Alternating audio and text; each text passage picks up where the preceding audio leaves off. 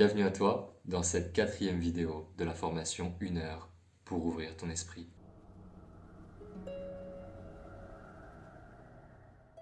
Dans la précédente vidéo, je t'ai parlé de science, de neurosciences, de neuroergonomie, de neuroplasticité. Et bien dans cette vidéo-ci, j'aimerais te parler davantage de choses plus mystiques, de choses qui n'ont pas forcément été prouvées par la science, de choses qui ne le seront probablement jamais, mais qui pour autant peuvent te faire le plus grand bien. La spiritualité m'a fait un cadeau inestimable. J'aimerais en faire de même pour toi. Donc je te propose pour cette nouvelle vidéo de t'installer confortablement. Je t'amène faire un voyage. Est-ce que tu es prêt? Est-ce que tu es prête? C'est parti. Tu es venu, ici sur Terre, pour jouer à un jeu. Ce n'est pas la première fois que tu y joues. Pour que le jeu existe, tu as fait le choix d'oublier qui tu es vraiment. Laisse-moi te le rappeler. Tu es Dieu. Tu es connecté à l'univers et à toutes ses formes de vie. Tu es à la fois un corps et chacune des cellules qui le composent. Tu es un esprit, une âme, et tu es la Trinité qui rassemble les trois. Tu es la goutte et tu es l'océan. Tu es la vie et tu es la mort. Tu es le créateur, la créatrice de ta réalité tout entière. À chaque seconde, de chaque minute, de chaque heure et de chaque instant. Peut-être que comme toi, j'ai longtemps pensé que j'étais un fragment isolé et perdu dans l'immensité de l'univers. J'ai longtemps ressenti que je n'avais pas ma place ici sur Terre et que je n'avais pas le droit au bonheur, que je n'avais pas le droit d'exister. La spiritualité m'a reconnecté à la part de moi qui veut profondément vivre, honorer chaque instant, savourer chaque moment, avoir la gratitude de pouvoir respirer, d'être heureux et d'être en vie, comme disait Marc Aurèle, l'empereur le plus sage d'entre tous. D'avoir la chance de pouvoir créer ma vie telle que je la souhaite, de pouvoir devenir l'homme que j'ai envie de devenir, et de jouer au grand jeu de la vie, de m'amuser et de grandir. Je ne crois pas en un Dieu prôné dans les religions, un Dieu courroucé, qui exige des choses de l'être humain et le punit s'il n'obéit pas. Je crois en un Dieu qui aime toutes ses cellules, c'est-à-dire nous tous. Un Dieu qui ne juge pas, un Dieu qui nous a donné le libre arbitre, la liberté de faire ce que l'on veut et la liberté d'en assumer les conséquences. Je crois en un Dieu qui est tout ce qui existe, ce qui est ici, ce qui est là et l'espace entre les deux. Je crois en un Dieu qui n'a qu'un seul désir, se connaître de manière expérientielle à travers nous, ce qui est également le désir profond de ton âme, vivre la plus belle expérience du plus beau concept qu'elle a d'elle-même. La science ne m'a pas offert ce cadeau. Elle prône à plein d'égards le règne de la quantité de René Guénon. Les chiffres ont plus d'impact dans notre conscience que la réalité. Montaigne a dit « La vraie science est une ignorance qui se sait ».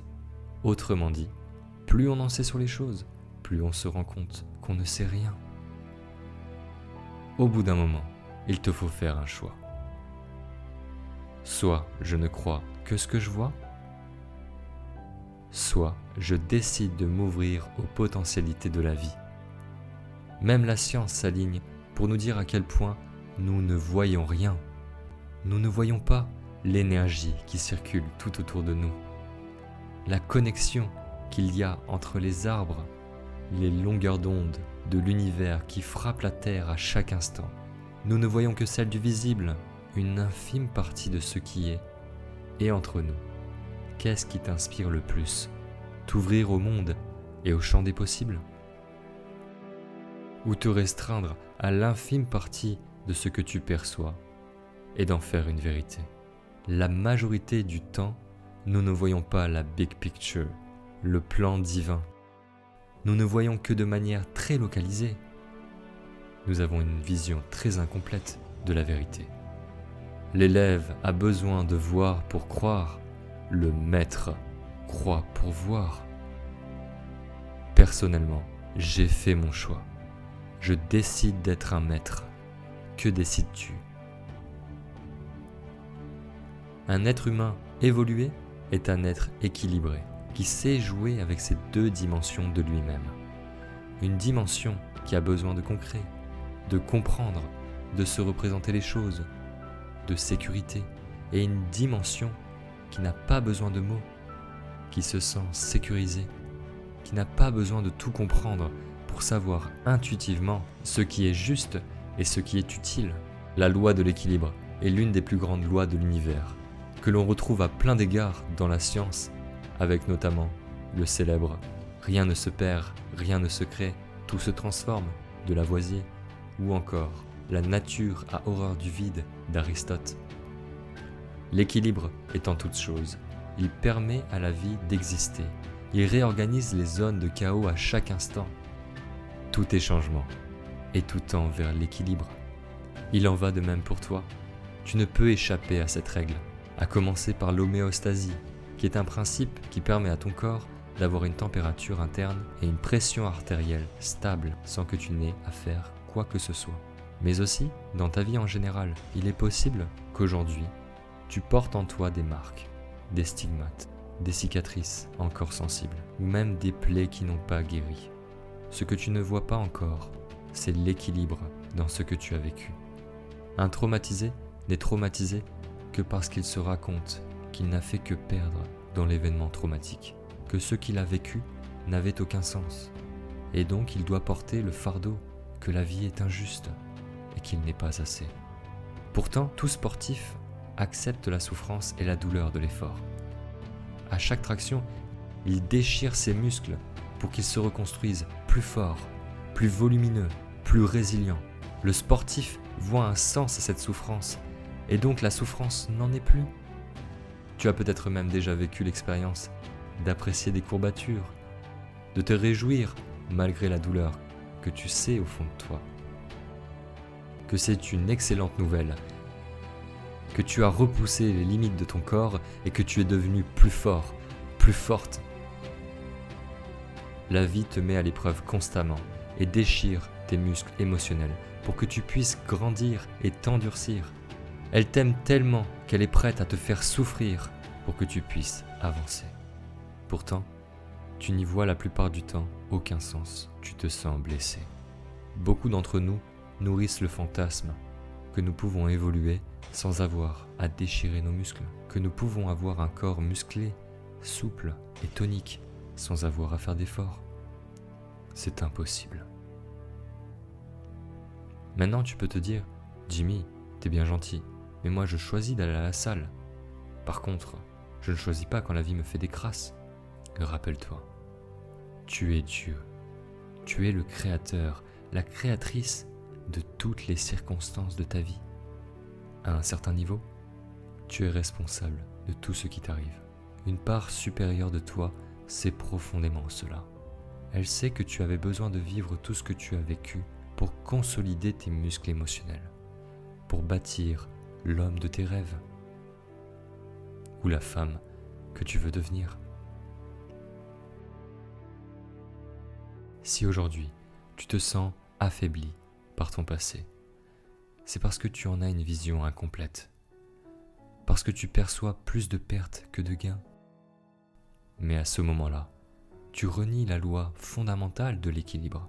Ce serait comme jouer à un jeu sans prendre en compte les règles, le cadre qui permet au jeu d'exister. Le sportif a conscience qu'à chaque entraînement, à chaque goutte de sueur versée, chaque courbature, son corps grandit et ses performances se décuplent. C'est ce qui lui donne l'envie de retourner à la salle, parce qu'il voit et se concentre sur ce qu'il gagne, tout en sachant parfaitement qu'il y a aussi une part de douleur. Tu peux également faire le choix de mettre ton attention sur la beauté et les forces que tu as développées à l'aube des plus grandes épreuves de ta vie. Ainsi, la souffrance fait partie du jeu. Désormais, tu ne la fuis plus. Et là, tu te dis certainement, et en toute légitimité. Non mais là, il débloque complètement. Imagine, tu as deux personnes en face de toi. Elles sont deux versions identiques de la même personne. Elles ont vécu exactement les mêmes événements dans leur vie.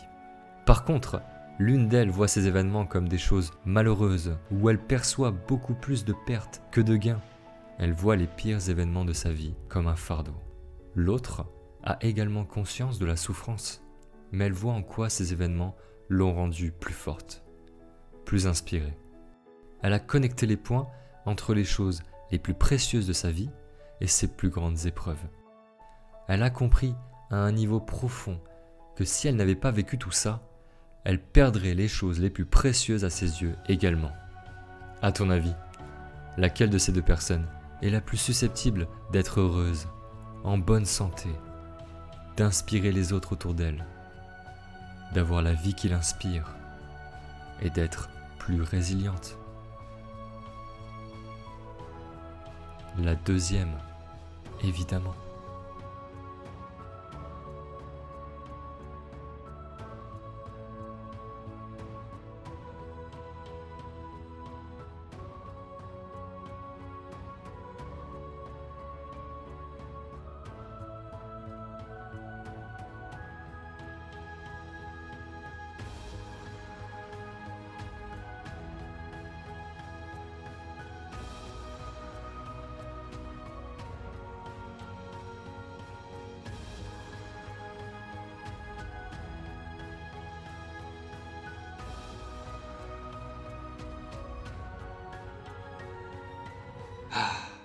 Qu'est-ce que j'ai aimé te faire cette vidéo. J'espère que les images t'ont parlé. En tout cas, si je reviens sur ces deux femmes, et c'est là que c'est drôle, aucune des deux n'a tort, et aucune des deux n'a raison. Et c'est ça qui est magnifique. Il y a un équilibre en toute chose. Tout, absolument tout, génère du chaos et de l'ordre, au même niveau. Et donc tout est une question de choix au final. Qui choisis-tu d'être? La première personne qui s'arrange tous les jours pour voir le verre à moitié vide, ou la deuxième qui s'entraîne de plus en plus à voir le verre à moitié plein et qui développe la gratitude dans sa vie. En tout cas, sache que si tu choisis d'être heureuse, si tu choisis d'être une femme, un homme inspirant, si tu choisis d'avoir de l'impact dans la vie des autres, je te recommande très fortement la deuxième option. Ma mission, accompagner les personnes à incarner le deuxième choix. Accompagner les personnes à incarner l'alchimiste qui transforme le plomb en or. L'alchimiste qui transforme les pires challenges de sa vie en opportunités pour lui-même et pour le monde. En tout cas, merci du fond du cœur à toi d'être là. Et si ce message te parle, si tu sens que tu as besoin d'aller dans cette direction, tu n'es pas obligé de faire ça seul.